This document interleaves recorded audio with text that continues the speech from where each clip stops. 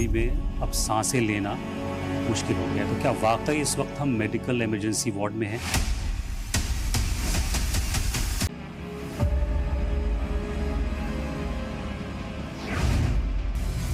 बीस से 25 लाख लोग हर साल उनकी मृत्यु होती है। मैंने कभी सिगरेट नहीं पी, ये गलत फहमी है। सांस लेना दुर्लभ हो गया है, ये भी एक स्लो डेथ है। दिल्ली और एनसीआर के लोग अपना बचाव कैसे करें? एयर पोल्यूशन तो कम कर नहीं सकते। घर में धूप बत्ती अगरबत्ती इसको नहीं यूज नहीं करना चाहिए। अगर घर में छोटे शहर हैं, छोटे गांव जहाँ पे बहुत सारी लकड़ी जलाई जाती है, खाना उसमें बनता है, वो भी नहीं बनाना चाहिए। वो भी कहीं ना कहीं आपका एयर पोल्यूशन को बढ़ाता है। क्या कनेक्शन है पोल्यूशन का और हमारी मेंटल हेल्थ का? मेंटल हेल्थ पे बहुत बड़ा ये प्रहार कर रहा है एयर पोल्यूशन, जिसकी वजह से मेंटल हेल्थ के पेशेंट बढ़ रहे हैं। बच्चों में खास करके बहुत ही हार्मफुल है। ये दिल्ली है, यहाँ सपने तो बड़े हैं लेकिन सांसें धीरे धीरे छोटी होती जा रही हैं। यहाँ सड़कें चमकती हैं, ऊंची इमारतें हैं, लेकिन हवा, पानी और जिंदगी तीनों बीमार हैं। तो सवाल ये उठता है कि हम यहाँ हर रोज ले क्या रहे हैं सांसों के साथ, ऑक्सीजन या पॉइजन? आज हमारे साथ हैं डॉक्टर डी के गुप्ता, चेयरमैन फिलिक्स हॉस्पिटल, जो हर रोज बीमार दिल्ली की सेहत देखते हैं, वो भी बिना मेकअप और बिना सियासत के। तो आज बात होगी दिल्ली की सेहत की, हमारी और आपकी जिम्मेदारी की। डॉक्टर साहब वेलकम। नमस्कार सर। आज आपको बुलाना इसलिए भी ज़रूरी हो गया कि जैसा मैंने पहले ही कहा कि दिल्ली में अब सांसें लेना मुश्किल हो गया है। तो क्या वाकई इस वक्त हम मेडिकल इमरजेंसी वार्ड में हैं? देखिए, अगर करंट हम दिल्ली एनसीआर की बात करते हैं तो एक जो माप होती है जिससे हम पता करते हैं कि एयर की क्वालिटी कितनी ख़राब है, तो एयर क्वालिटी इंडेक्स जिसको बोलते हैं, तो वो कहीं ना कहीं डेंजरस लेवल से भी बाहर जा चुकी है। नॉर्मली हम बोलते हैं 0 to 100 जो होती है हेल्दी होती है या अफोर्डेबल होती है, और 100 to 100 मॉडरेट होती है, 200 से 500 डेंजरस होती है। तो हम 200 से 500 की जोन में इस समय चल रहे हैं, और 500 से ऊपर तो कर एक गैस का चैम्बर बन जाता है। और कहीं ना कहीं जो इस समय जो चल रहा है वो 300, 500, 400 का रेट चल रहा है, जो हम सब के लिए हजार्डस की कैटेगरी में है इस समय। और सांस लेना दुर्लभ हो गया है। आप ये मान के चलिए, हर व्यक्ति जो नॉन स्मोकर भी है वह हर रोज़ 30 से 50 सिगरेट का जितना स्मोक होता है उतना इनहेल कर रहा है, और उससे उसके कितने लंग डैमेज हो रहे हैं आप सोच सकते हैं। ये देखा गया कई सारी रिपोर्ट्स में। अभी आरबीआई की रिपोर्ट आई थी जिसमें बोला गया था 2 से 3 साल हर दिल्ली वासी की उम्र कम हो रही है because of this air pollution. ऐसी कई सारी स्टडीज हुई हैं, शिकागो में हुई है, इंडिया में हुई, ग्लोबली हुई हैं, कि देखा जा रहा है कि इंडिया में और दूसरे देशों में भी लगभग 8 से 10 साल तक कई स्टडी में देखा गया कि आपकी उम्र कम हो जा रही है because of long term exposure of this air pollution. तो अगर मैं स्मोकर नहीं हूँ, मैंने कभी सिगरेट नहीं पी, तो ये गलत फहमी है मेरी? एक ऑटोप्सी की गई थी, एक ऐसा व्यक्ति जो पहाड़ पे रहता है जहाँ स्वच्छ हवा है, एयर क्वालिटी इंडेक्स बहुत अच्छी है, पॉल्यूशन लेवल 0 है या ना के बराबर है, और दिल्ली का लंग्स देखे गए थे ऑटोप्सी में। तो दोनों के लंग्स में जब देखा गया तो दिल्ली के जो लंग्स निकले जो ह्यूमन बीइंग के, उसमें बिल्कुल इतना सारा तारकोल जैसा काला पदार्थ था, जो हम PVM 2.5 जिसको बोलते हैं उसको इनहेल कर रहे होते हैं। बहुत सारी गैसेस इनहेल कर रहे हुए हैं, सल्फर डाइऑक्साइड है, नाइट्रस ऑक्साइड है, कार्बन मोनोऑक्साइड है। तो जो अंदर जाके लंग्स में चिपक जाती हैं, एक तार कोल की तरह चिपक जाती हैं, लंग की जो वाइटल कैपेसिटी है उसको कम कर देती हैं, लंग के फंक्शंस को कम कर सकती हैं, लॉन्ग टर्म में आपको ब्रोंकाइटिस है, अस्थमा है, COPD जैसी बीमारियां डेवलप कर देती हैं। मेरे ख्याल से कई साल पहले दिल्ली में मुझे याद है एक एक्सपेरिमेंट भी हुआ था, आई थिंक गंगाराम अस्पताल में या कहीं पे, कि एक आर्टिफिशियल लंग्स लगाए गए थे और पोल्यूशन के टाइम में, और ये देखा गया था कि विद इन अ वीक वो जो लंग का जो वाइट कलर था वो कैसे डिसकलर होकर ग्रे और फिर ब्लैक की तरफ चला गया था। ठीक है, एक्चुअल में हमारा लंग्स वैसी होता जा रहा है इस वक्त दिल्ली में जो पोल्यूशन का हाल है?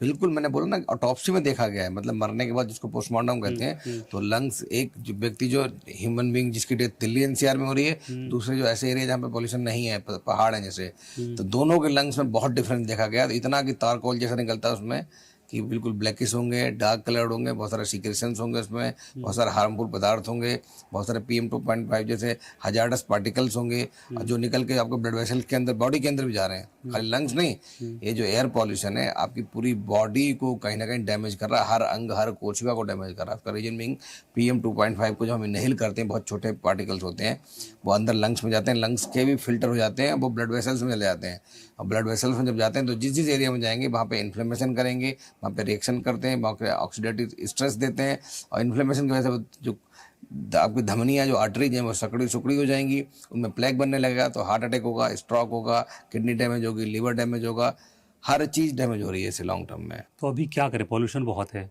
विंटर शुरू हो चुका है और पॉल्यूशन बहुत ज़्यादा है, तो इस वक्त दिल्ली और NCR के लोग अपना बचाव कैसे करें? एयर पोल्यूशन तो कम कर नहीं सकते, तो अपना बचाव कैसे करें, क्या सेफ्टी मेजर्स अपनाएं वो? नहीं, पहले तो मैं ये बताना चाहूँगा, लोगों को इम्पैक्ट समझ में आना चाहिए है क्या एग्जैक्टली। जो कुछ डाटा बताना चाहूँगा, पूरे वर्ल्ड वाइड ग्लोबली हर साल लगभग 80 लाख से 1 करोड़ लोगों की मृत्यु हो जाती है, डायरेक्टली प्रीमेच्योर मृत्यु हो जाती है because of air pollution. India की बात करते हैं तो हाँ 20 से 25 लाख लोग हर साल उनकी मृत्यु होती है, और ये 26% ऑफ टोटल डेथ है ग्लोबल डेथ का, मतलब इंडिया में highest number of pollution deaths होती हैं। इसके अलावा अंडर 5 जो बच्चे हैं, हर साल 7 लाख बच्चों की जो अंडर 5 बच्चे हैं, अंडर 5 ईयर्स के, उनकी डेथ डायरेक्टली लिंक्ड है एयर पॉल्यूशन से। हर रोज 434 बच्चों की डेथ होती है बिकॉज ऑफ एयर पॉल्यूशन। जो हमारे बच्चे जो सांस ले रहे हैं, जो WHO के मानक हैं, उनसे 10 गुना जहरीली सांस ले रहे हैं।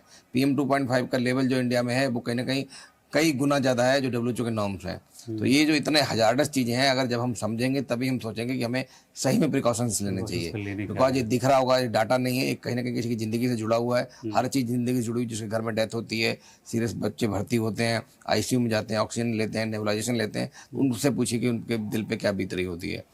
तो तरीका ये, पहले तो अवेयरनेस चाहिए बिल्कुल कि भैया एयर पोल्यूशन है क्या, क्या बला है, इससे हमें क्या साइड इफेक्ट्स हो रहे हैं, क्या शॉर्ट टर्म कॉम्प्लिकेशन हो रहे हैं, क्या लॉन्ग टर्म कॉम्प्लिकेशन हो रहे हैं। जैसे हमने अभी लॉन्ग टर्म कॉम्प्लिकेशन बताया कि डायबिटीज हो सकती है, हाइपरटेंशन हो सकती है, अस्थमा हो सकता है, COPD हो सकती है, ब्रोंकाइटिस हो सकती है, इवन कैंसर हो सकता है, या आपको हार्ट अटैक्स की संभावना बढ़ सकती है, कार्डियक डिजीज की संभावना बढ़ सकती है, हार्ट फेलियर हो सकते हैं। तो ये तो लॉन्ग टर्म हो गए। शॉर्ट टर्म में भी आप बाहर देखिए, इस समय आपकी आंखें जलने लगेंगी, आप बाहर जाएंगे जलन तो होती है बहुत जब भी बाहर निकले, इरिटेशन स्किन में, स्मेल बिल्कुल लगता है कि बिल्कुल कुछ है स्मेल ही बाहर। अलग लगेगी आपको, इरिटेशन होगा स्किन में, जलन होगी, रैशेस स्किन में हो जाते हैं, स्किन ड्राई हो जाएगी आपकी, नेजल स्टफनेस हो जाती है, स्नीजिंग बढ़ जाती है, नेजल कंजेशन होने लगता है, थ्रोट में इरिटेशन होने लगता है, कफिंग होने लगती है। और अगर जो लोग प्रोन है, छोटे बच्चे खासकर जो 5 से 10 साल के बच्चे हुए हैं, उनके जो उनके लंग्स डेवलप नहीं हुए, उनके अंदर स्टमक वीजिंग है, ब्रोंकाइटिस है, डेवलप हो जाती हैं। तो ये सब शॉर्ट टर्म कॉम्प्लिकेशंस हैं जो सच में खतरनाक हैं, और लॉन्ग टर्म जो हमने बताया वो कैंसर तक भी डेवलप कर सकते हैं। इवन छोटे बच्चे जो 10-12 साल से कम है या 5 साल से कम है, उनके अंदर कॉग्निटिव डिसफंक्शंस हो रहे हैं इसकी वजह से, मतलब उनकी मेमोरीज कम हो रही हैं, सोचने की क्षमता कम हो रही है, कंसंट्रेशन कम हो रहा है, पुअर फोकस पुअर हो रहा है, या reasoning, problem solving, critical thinking, ऐसे जो ब्रेन के मेन फंक्शंस हैं जिससे हम देश हमारा ग्रो कर रहा है, हमारे बच्चे ग्रो करते हैं एकेडमिकली, बिजनेस में, एंटरप्रेन्योरशिप में, वो कहीं ना कहीं इससे डायरेक्टली अफेक्ट हो रहा है। तो ये सब चीज़ें पहले हमें अवेयर होना चाहिए एज ए ह्यूमन बीइंग कि ये सब कॉम्प्लिकेशंस हो सकते हैं। जैसे हम लोग स्लो डेथ की तरफ जा रहे हैं। बिल्कुल स्लो डेथ की तरफ, यही चीज़ जो आपने बताई बिल्कुल सही बताई, because this is slow death, इसलिए हम लोग अवेयर नहीं है, इसलिए हम इसको लाइटली ले रहे हैं। अगर अचानक से कुछ अगर बड़ा हो जाए, कोविड आया था, क्या हुआ था, पूरी दुनिया हिल गई थी। एग्जैक्टली, हाँ, सब लोग आ गए थे प्रिवेंशन पे, ट्रीटमेंट पे, क्यूरेटिव पे, वैक्सीनेशन पे, सब पे आ गए थे। जबकि ये भी एक स्लो डेथ है, और उससे ज़्यादा डेथ हो रही है, कोविड से ज़्यादा डेथ हो रही है लॉन्ग टर्म अगर देखेंगे, मॉर्बिडिटी ज़्यादा उससे, बट बिकॉज स्लो डेथ है, एकदम एक्यूट अटैक नहीं हो रहा है, कॉन्टेजियस नहीं है, तो इसलिए लोग इसको हल्के में ले रहे हैं, तो वो गलत है। दूसरी बात, क्या करना चाहिए, बहुत इंपॉर्टेंट, सुबह मॉर्निंग आवर्स में पॉल्यूशन ज़्यादा होता है, 6 to 11 AM के टाइम पे। ये मैं उल्टा समझ रहा था। नहीं, मॉर्निंग आवर्स में ज़्यादा होता है, और इवनिंग आवर्स में, बीच का टाइम ठीक होता है। अच्छा, तो मॉर्निंग इवनिंग आवर्स में आपको आउटडोर एक्टिविटीज नहीं करनी चाहिए, जिम नहीं करना चाहिए, एक्सरसाइज नहीं करनी चाहिए, रनिंग वॉकिंग इंडोर भी नहीं, अवॉइड करना चाहिए। इंडोर भी जिम नहीं करना। इंडोर कर सकते हो, अगर आपने एयर प्यूरीफायर लगा रखा है आपने तो कर सकते हो। प्लांट्स, एयर प्यूरीफायर में बाद में पूछूंगा आपसे, जी फिलहाल अब जिमिंग की बात करते हैं। एयर प्यूरीफायर मुझे लगता है कि शायद मेरा अपना पर्सनल असेसमेंट या नज़रिया है कि ये बहुत बड़ा स्कैम है। मैं बताऊंगा, उस पर हम लोग बात करेंगे। फिलहाल हम जिम की बात करते हैं, सुबह नहीं करना चाहिए। हाँ, सुबह शाम नहीं करना चाहिए, और जिम भी करें तो एटलीस्ट जो लोग कर रहे हैं जिम, ध्यान रखें कि इतना करें कि उनकी बॉडी अफोर्ड कर सकती हो। जैसे हार्ट रेट है आपका 150, 150, 60 से ऊपर जाना नहीं कर रहे हैं, अगर आप कार्डियो कर रहे हैं, मसल स्ट्रेंथनिंग कर रहे हैं, तो आपको सांस नहीं फूलनी चाहिए। ओके, वीकनेस लग रही है, चक्कर आ रहे हैं, कुछ घबराहट लग रही है, पैल्पिटेशन लग रहे हैं, दर्द लग रहा है, ब्रीदिंग डिफिकल्टी लग रही है, चेस्ट में भारीपन लग रहा है, तुरंत रोक दें अपनी एक्सरसाइज को। नॉर्मली भी अभी तो इस समय तो डॉक्टर पोल्यूशन है। साहब बहुत इंपॉर्टेंट सिम्टम्स बता रहे हैं। अगर आप पोल्यूशन है आपके शहर में, खासकर दिल्ली में, अगर आप जिम कर रहे हैं तो जो सिम्टम्स डॉक्टर साहब ने बताए हैं उसका बहुत खास ख्याल रखिएगा, इसको नॉर्मल बिल्कुल मत समझिएगा। जी डॉक्टर साहब, सॉरी। जी, मैं वही बोलूँगा कि अगर पहले तो जिम अवॉइड करना है, इंडोर जिम करना है, अगर वहाँ पे एयर प्यूरीफायर है, कंट्रोल्ड पॉली एयर एक्वा ठीक है वहाँ पे, तो आप मॉडरेट एक्सरसाइज कर सकते हैं, माइल्ड टू मॉडरेट। बट बहुत हैवी कार्डियो नहीं करना, हैवी वेट लिफ्टिंग नहीं करनी है, आपको हैवी कोर की एक्सरसाइज नहीं करनी है, नॉर्मल एक्सरसाइज योगा कर सकते हैं, प्राणायाम कर सकते हैं, आपको फ़ायदा करेगा। ब्रीदिंग एक्सरसाइज कर सकते हैं आप, कार्डियो हल्का कर सकते हैं, सब करना चाहिए आपको। इसके अलावा इंडोर जैसे आपने प्लांट रखे हुए हैं, इंडोर ग्रीन प्लांट्स रखे हैं, उससे अंदर की हवा साफ होती है। खिड़की दरवाजे बंद रखने चाहिए आपको। पानी खूब सारा पिए, तरल पदार्थ लें। नींद बहुत इंपॉर्टेंट है, 7-8 घंटे की नींद अवश्य लें। अच्छा। बिकॉज अगर आप नींद नहीं ले रहे तो आपका स्ट्रेस लेवल बॉडी में और बढ़ रहा है, तो उससे हाइपरटेंशन है, बीपी बढ़ना, शुगर बढ़ना, ये भी और चालू हो जाते हैं। तो ये बहुत इंपॉर्टेंट है। इसके अलावा अगर कोई डायबिटिक है, हार्ट फेलियर का पेशेंट है, तो डायबिटीज़ वालों का या हार्ट फेलियर के पेशेंट्स को इस समय बीपी और बढ़ जाता है, ठंड की वजह से भी और पॉल्यूशन की वजह से भी। तो अपना बीपी मॉनिटर करते रहें, शुगर मॉनिटर करते रहें। कोई ऐसे सिम्टम्स आ रहे हैं जो मैंने बताया, तुरंत डॉक्टर से संपर्क करें। दवाइयाँ अपनी रेगुलर लेते रहें। अगर दवाई की डोज डॉक्टर चेंज करते हैं तो उसको डॉक्टर से सलाह अनुसार डॉक्टर की दवाई चेंज भी करा लें। इन बातों का हमें ध्यान रखना है। अभी हम जैसे जिक्र कर रहे थे एयर प्यूरीफायर का, जैसे ही पोल्यूशन का माहौल बनता है खासकर दिल्ली एनसीआर में, अचानक से मैं देखता हूँ कि एयर प्यूरीफायर के एडवर्टीजमेंट शुरू हो चुके होते हैं, चाहे टेलीविज़न हो, रेडियो हो, प्रिंट हो, हर जगह। मैं आपसे ये जानना चाह रहा हूँ कि जो एयर प्यूरीफायर हम अपने कमरों में लगाते हैं, चाहे ड्राइंग रूम में लगाएं, बेडरूम में लगाएं, ये वाकई काम करते हैं या बस एक लिमिटेड एरिया तक है, फिर निकले फिर वही शुरू हो गया? हाँ, तो बहुत अच्छा सवाल है। तो एयर प्यूरीफायर पहले तो लगाने नहीं लगाने बहुत इंपॉर्टेंट है। जी। तो लगाने चाहिए अगर आप अफोर्ड कर सकते हो, और एटलीस्ट आपके घर में, ऑफिस में या कार में जहाँ पॉसिबल वहाँ लगा सकते हैं। बट डेफिनेटली जब भी आप अंदर से बाहर जाएंगे तो वहाँ पे जो बाहर जो आउटफील्ड एरिया है वहाँ पे तो एयर प्यूरीफायर होगा नहीं, वहाँ तो नॉर्मल पॉल्यूशन होगा। बट स्टिल जब आप इंडोर हैं, जब घर में हैं, सो रहे हैं, उस टाइम आपको प्यूरीफाइड एयर मिल रही है, जिसमें 2.5 बहुत कम है या ना के बराबर है, तो आपको एटलीस्ट हेल्दी एयर मिल रही है, तो वो इम्पोर्टेंट है। और एयर प्यूरीफायर में भी किसके लिए इम्पोर्टेंट है? अगर घर में छोटे बच्चे हैं तो बहुत इंपॉर्टेंट है, बिकॉज उनके लंग्स डेवलप हो रहे होते हैं। तो लंग्स ग्रोथ उनकी हैम्पर ना हो तो प्लीज़ एयर प्यूरीफायर लगा दें। अगर आप एडल्ट हैं, घर में सारे मैच्योर हैं, छोटे बच्चे नहीं हैं, गर्भवती महिलाएं नहीं हैं, क्योंकि प्रेग्नेंट लेडीज़ के लिए बहुत इंपॉर्टेंट है, बिकॉज प्रीमेच्योर लेबर पेन्स हो सकते हैं, लो बर्थ वेट डिलीवरीज हो सकती हैं, प्रीमेच्योर डिलीवरीज हो सकती हैं, उनको हाइपरटेंशन हो सकती है, जेस्टेशनल हाइपरटेंशन जिसको बोलते हैं। तो इसको अवॉइड करने के लिए अगर घर में एयर प्यूरीफायर है तो उसको लगा लें। अगर नहीं है और लेडी को बाहर भी जाना पड़ रहा है तो और अच्छा क्या कर सकते हैं कि घर में एयर प्यूरीफायर हो, बाहर जाएँ तो N95 मास्क लगा के जाएँ। तो N95 मास्क भी आपको 95% PM 2.5 से सेव करता है। एयर प्यूरीफायर अगर अच्छा है आपको तो PM 2.5 का लेवल 0 तक भी कर सकता है। बहुत अच्छा, इससे भी अच्छा अगर आपको ऑप्शन चाहिए तो HEPA फिल्टर्स है। HEPA फिल्टर्स का प्रूवन रिकॉर्ड है कि वो 99.27% तक 2.5 PM 2.5 को कम कर देते हैं और आपकी एयर को प्यूरीफाई कर देते हैं।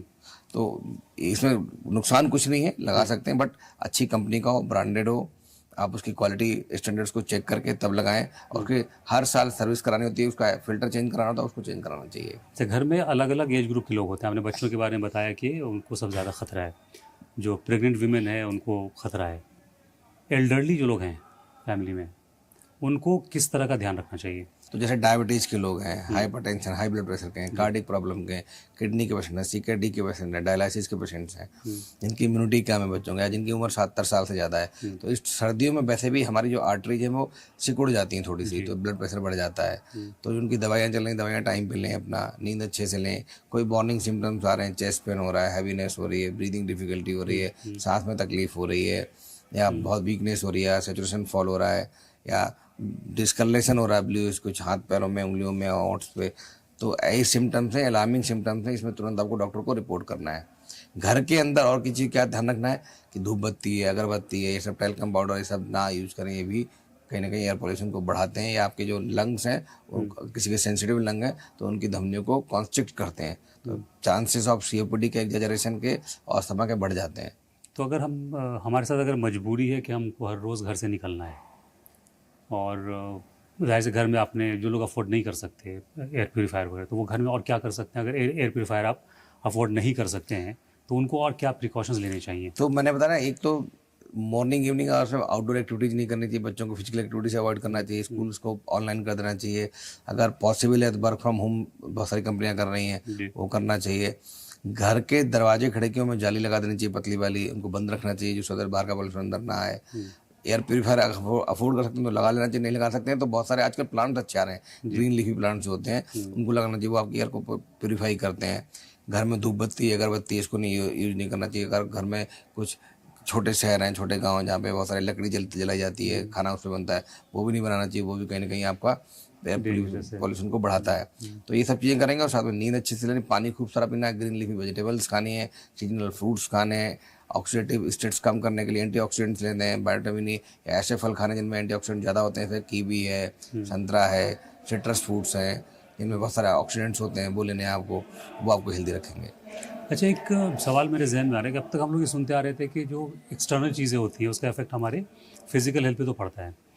पॉल्यूशन एक ऐसी चीज़ जो मेंटल हेल्थ को हमारे बहुत बहुत ज़्यादा असर डालता है उसके ऊपर। तो ये क्या कनेक्शन है पोल्यूशन का और हमारी मेंटल हेल्थ का? देखिए, बहुत अच्छा सवाल पूछा आपने। तो बच्चों की बात करें, बच्चों में ब्रेन डेवलप हो रहा है। अब बच्चों में 5 साल तक ब्रेन डेवलप होता है, उसमें 2-3 साल तक मैक्सिमम डेवलपमेंट हो जाता है। तो जब ब्रेन डेवलप हो रहा था तो उस समय अगर आपके ब्लड में PM 2.5 जा रहा होता है, अंदर ब्रेन के अंदर जब इन्फ्लेमेशन करता है तो ब्रेन के जो ग्रे मैटर और जो वाइट मैटर उसको डैमेज करता है, आपको जो ब्रेन फ्रंटल कॉन्ट्रैक्ट्स है उसको डैमेज करता है, जिसकी वजह से बच्चों के अंदर जो मेमोरी की क्षमता वो कम हो जाती है, कॉग्निटिव फंक्शन को फोकस करना, कंसंट्रेशन करना, problem solving, critical thinking, creative mindset होना वो कम हो जाता है। बच्चों में एंजाइटी है, इवन बड़ों में एंजाइटी देखी जाती है, ठीक है, टेंट्रम थ्रो करने लगते हैं, ADHD जैसे सिम्टम्स आने लगते हैं, इवन लॉन्ग टर्म में डिप्रेशन हो सकता है, मेंटल हेल्थ में बहुत बड़े चैलेंजेस हैं, साइकोटिक डिसऑर्डर्स हो सकते हैं, इवन सुसाइडल टेंडेंसी भी लिंक्ड है अगर बहुत सीवियर डिप्रेशन में जा रहे हैं या सीवियर साइकोटिक प्रॉब्लम्स हैं। तो कहीं ना कहीं मेंटल हेल्थ पे बहुत बड़ा ये प्रहार कर रहा है एयर पोल्यूशन, जिसकी वजह से मेंटल हेल्थ के पेशेंट बढ़ रहे हैं, अब बच्चों में खास करके बहुत ही हार्मफुल है। डॉक्टर साहब, अगर बच्चों के मेंटल हेल्थ पे या उनके करियर पे, उनके डेवलपमेंट पे इतना असर हो रहा है, तो मतलब हम अपने बच्चों को कैसी दिल्ली या कैसा हिंदुस्तान हम गिफ्ट कर रहे हैं? तो मैंने बताया कि इसका ग्लोबली बहुत बड़ा इम्पैक्ट है।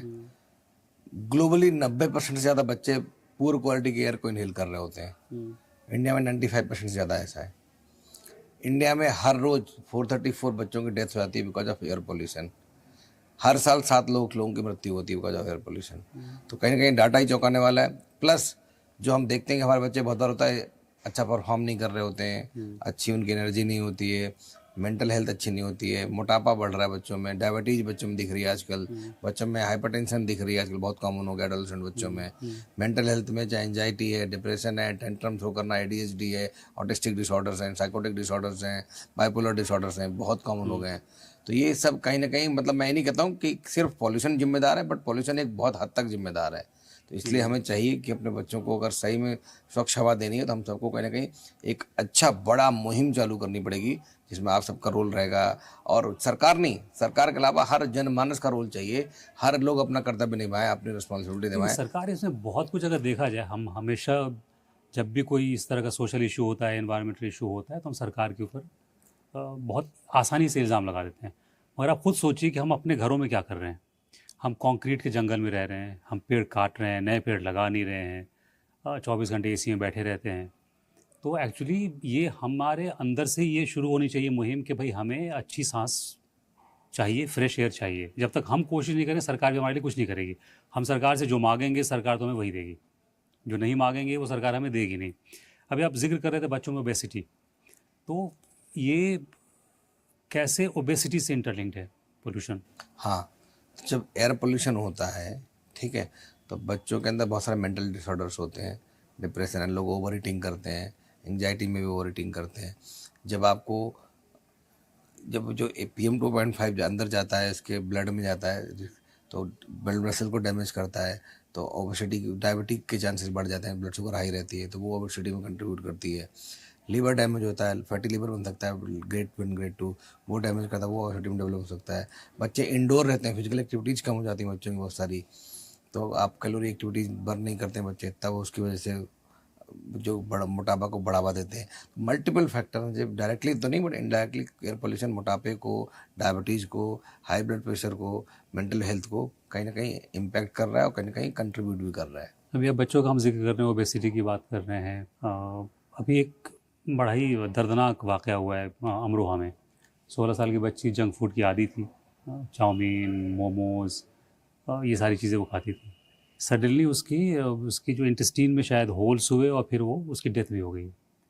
क्या जंक फूड हम जानते तो हैं कि बहुत खतरनाक है, क्या इतना खतरनाक है 16 साल के बच्चे को इंटेस्टाइन में जाके होल्स करे और फिर उसकी ज़िंदगी ले ले? ये बहुत डरावना है ये।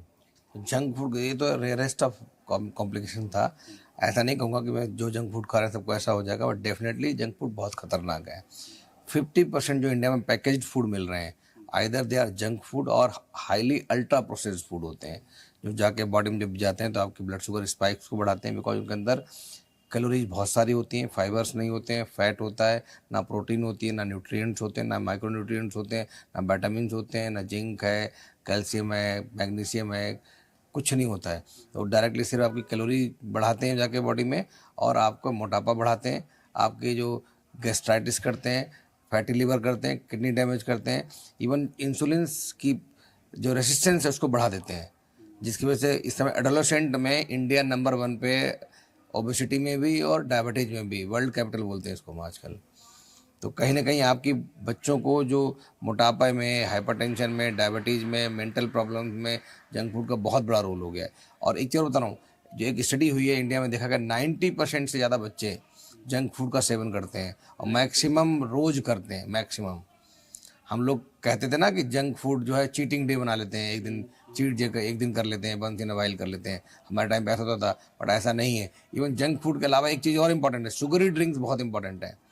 जो कोल्ड ड्रिंक्स हैं, जितनी सारी ये आजकल बहुत सारे टाइप्स के कोल्ड ड्रिंक कोलाज आ गए हैं, उनके अंदर इतनी शुगर होती है कि वो बच्चों के पेट को तो डैमेज करती है, लिवर को डैमेज करती है, प्लस जितने भी माइक्रो न्यूट्रिएंट्स हैं तो न्यूट्रिशनल डिफिशिएंसी करती है, जिसमें विटामिन्स की, मिनरल्स की, जिससे उनकी ग्रोथ नहीं होती है, बोन्स डैमेज होती हैं, जॉइंट्स डैमेज होते हैं, नर्व्स डैमेज होती हैं, लिवर डैमेज होता है, और मेंटल हेल्थ तो खैर ख़राब होती जो भी है। तो ये बहुत सारी चीज़ें जिसकी कोला के साथ साथ जो जूसेस वगैरह भी जो आते हैं टेट्रा पैक्स, उनमें बहुत सारे प्रिजर्वेटिव्स हैं, शुगर कंटेंट ज़्यादा है उसमें, और जूसेस बहुत, जो फ्रूट्स हैं वो बहुत फाइबर नहीं है उसमें, फाइबर नहीं है उसमें। तो जो हेल्दी चाहिए वो है ही नहीं आपको। हेल्दी में क्या चाहिए? फाइबर्स चाहिए, प्रोटीन चाहिए, कार्ब्स कम चाहिए, प्रोसेस्ड या अल्ट्रा प्रोसेस्ड कार्ब्स नहीं चाहिए हमें विटामिन्स चाहिए, हमें मिनरल्स चाहिए, जिंक चाहिए, मैग्नीशियम चाहिए, कैल्शियम चाहिए, जिससे बोन्स अच्छी हों, नर्व्स अच्छी हों, मसल्स हमारी अच्छी हों, वो सब चीज़ें मिसिंग है उसमें सिर्फ क्या पानी है और हाई क्वांटिटी ऑफ शुगर है, जो अंदर जाके स्पाइक्स में ब्लड शुगर को बढ़ाती है, जो डैमेज करती है हमारे टारगेट ऑर्गन्स को, जैसे किडनी को, लिवर को, आईज को, बोन्स को, जॉइंट्स को, मसल्स को, सबको डैमेज करती है। लॉन्ग टर्म एक्सपोजर में आंखें खराब होने लगती हैं, रेटिनोपैथी होने लगती है, हाइपरटेंसिव रेटिनोपैथी होती है, डायबिटिक रेटिनोपैथी होती है, बहुत सारे कॉम्प्लिकेशंस बहुत हैं। तो अगर मैं पूछूं, अभी हम चूँकि इसकी बात भी कर रहे हैं, जंक फूड की बात कर रहे हैं, जूसेस एंड फ्रूट्स की बात कर रहे हैं, और साथ में एयर पोल्यूशन भी है, 5 फ्रूट्स बताइए जो बच्चे बूढ़े कोई भी मस्ट है इस एयर पोल्यूशन के माहौल में, जो लेना ही चाहिए। बहुत बढ़िया। पपाया बहुत अच्छा होता है इस समय। पपाया में फाइबर बहुत सारे होते हैं, माइक्रोन्यूट्रिएंट्स होते हैं, ठीक है। दूसरा ऑरेंज के अंदर फाइबर बहुत होता है। सिट्रस फूड है, इसमें विटामिन सी होती है, एंटीऑक्सीडेंट्स होते हैं, वो आपको ऑक्सीडेटिव स्टेट से बचाते हैं, आपकी स्किन को ग्लो करते हैं, आपकी जो ब्लड प्रेशर को कम करते हैं, हार्ट हेल्थ को इम्प्रूव करते हैं। इसके अलावा तीसरा है गुआवा में बहुत सारे फाइबर होता है, और अच्छा सस्ता फ्रूट है, इसमें बहुत सारा शुगर नहीं होता है, शुगर की स्पाइक्स नहीं बढ़कर करता है, इंसुलिन की रेसिस्टेंस को कम करता है। तो डायबिटिक पेशेंट्स हैं, जो कॉन्स्टिपेशन वाले पेशेंट्स हैं, या जो गट हेल्थ इंप्रूव करें, उनके लिए बहुत इंपॉर्टेंट है। चौथा है कीवी। अगर आप कीवी खा सकते हैं, कीवी खाली वो वाला फ्रूट नहीं कि जो सिर्फ आपको उस टाइम खाना है जब आपको डेंगू हो गया, लोग कहते हैं। कीवी में भी बहुत सारे एंटीऑक्सीडेंट्स होते हैं, बहुत सारा सिट्रस फूड होता है, ठीक है। इसके अंदर जो एंटीऑक्सीडेंट सिट्रस फूड होते हैं वो आपके स्किन को ग्लो करते हैं, आपकी स्किन को हेल्दी रखते हैं, जो आपकी ब्लड वेसल्स हैं उनको हेल्दी रखते हैं, इवन जो गट हेल्थ है उसको इम्प्रूव करते हैं। ओवरऑल मतलब ये 5 फ्रूट जो मैंने बताया बहुत इंपॉर्टेंट है, खा सकते हैं। इसके अलावा जो भी सीजनल फ्रूट्स हों, जैसे इस समय अंगूर है, एप्पल है, ठीक है, और भी कोई सीजनल फ्रूट है उसको खा सकते हैं। इवन इस समय जो सीजनल वेजिटेबल्स हैं बहुत इंपॉर्टेंट, ग्रीन लीफी वेजिटेबल्स हैं, जैसे साग है, जो पालक का साग है, बथुए का साग है, सरसों का साग है, इसमें बहुत सारे फाइबर्स होते हैं, विटामिन ए होता है और विटामिन बी होता है। इसके अलावा बहुत सारा आयरन होता है, बहुत सारा मैग्नीशियम और कैल्शियम होता है, जो आपकी हेल्थ के लिए बहुत अच्छा है। तो अगर साग खा सकते हैं वो भी बहुत अच्छा है, हेल्दी है। कोई ऐसी चीज़ जो ना खाएं बिल्कुल एयर पोल्यूशन के टाइम में, बिल्कुल उसको टच नहीं करना है बिल्कुल? तो इस समय से जो वेदर है उसमें बहुत कैलोरी डेंस फूड नहीं खाना, बिकॉज इस समय खाने पीने का बहुत अच्छा मौसम होता है। लोग गाजर भूख ज़्यादा लगती है, हाँ। मूंग की दाल का हलवा है, जो बहुत सारी चिक्की हैं, गुड़ हैं, शुगर वाले हैं, हलवा है, तो ये सब चीज़ें इनको अवॉइड करें, बिकॉज ये डाइजेशन के लिए हैवी होते हैं। आपसे शुगर इंटेक बढ़ेगा, आपका डायबिटीज बढ़ने की संभावना बढ़ जाएगी। अगर डायबिटीज जिसको है उसको शुगर कंट्रोल नहीं अच्छे से होगी। तो जितना भी लो कैलोरी फूड खाना है वो लें, हाई कैलोरी और हाई शुगरी ड्रिंक्स को अवॉइड करें। हाई कैलोरी में जिसमें फैट ज़्यादा होता है, इसमें घी तेल ज़्यादा, उसको अवॉइड करें। घी तेल से मुझे याद आया कि वैसे तो खैर पूरे साल के लिए है, लेकिन अगर मैं आपसे पूछूं घी, ऑलिव ऑयल, मस्टर्ड ऑयल और रिफाइंड ऑयल, आप कैसे रेट करते हैं इसको? Olive oil number 1। Mustard oil, घी, देसी घी है अगर, और उसमें refined oil last. Refined oil avoid ही करना चाहिए उसको। अवॉइड ही करना चाहिए, मैं बेस्ट है ऑलिव ऑयल। ऑलिव ऑयल जो लोग अफोर्ड ना कर सके वो अपना मस्टर्ड। मस्टर्ड बहुत चाह है, मस्टर्ड को भी आपको रिफाइंड नहीं लेना है, नॉर्मल मस्टर्ड ऑयल लेना है, जो घर के गेहूँ गाँव में जो कोल्हू वाले से जो निकलता है। हाँ, ये वीडियो शायद आपको थोड़ा अनकंफर्टेबल कर रहा होगा। इसमें जो कंटेंट है, जो इन्फॉर्मेशन है, वो शायद आपको अनकंफर्टेबल कर रहा होगा। तो आप ये समझ लीजिए कि अगर ये वीडियो आपको इन्फॉर्मेशन अगर आपको अनकंफर्टेबल कर रहा है तो ये वीडियो आपके लिए बहुत ज़रूरी है। थोड़ा मैं इम्पोलाइट लग रहा हूँ आपको, लेकिन कोई भी बीमारी जो होती है वो पोलाइट नहीं होती है, इसलिए ये वीडियो आपके लिए मस्ट है। डॉक्टर साहब, थैंक यू सो मच। बहुत बहुत धन्यवाद। उम्मीद करते हैं कि आपसे हम आगे भी दिल्ली और हिंदुस्तान की सेहत पे बातचीत और करेंगे। कोई भी नया मसला होगा, मुझे लगेगा कि लोगों को अवेयर करना चाहिए, क्योंकि अवेयरनेस बहुत इंपॉर्टेंट है। मैं आपको तकलीफ दूंगा। Thank you so much. बहुत बहुत थैंक यू। Thank you.